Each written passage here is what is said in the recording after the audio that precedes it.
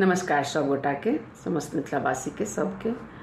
तो एक गोटा हमरा कहलखिन जे रवि शनि कहिया सोपाई छै, तो से हमरा कनी दियौ अपने वीडियो।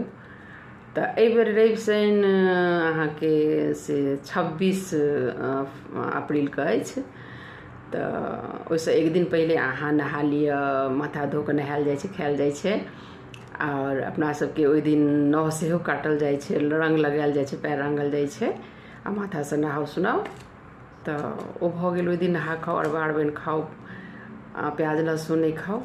प्रात भेने रवि भेल, ओहो दिन अपन ओतऽ एके बेर खायल जाइ छै और खीर बनै छै बहुत ठमा, खीर टिकरी मिठाई फल जतेक सब चीज हुनका चढ़ै छनि।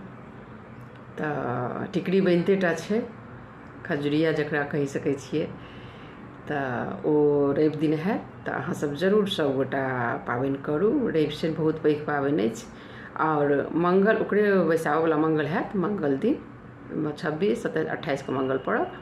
तो ओहो दिन जे सोपै छथिन बहुत किछु ओहि दिन टिकरी और लड्डू जरूर हनुमान जी के चढ़ायल जाइ छनि, जनेऊ चढ़ायल जाइ छनि, लंगोटा हुनका चढ़ायल जाइ छनि।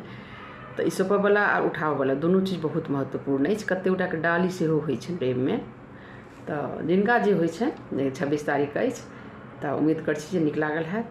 तऽ अहिना कमेंट करू जे अहाँ सबके चाही जानकारी, हम जरूर देब। धन्यवाद।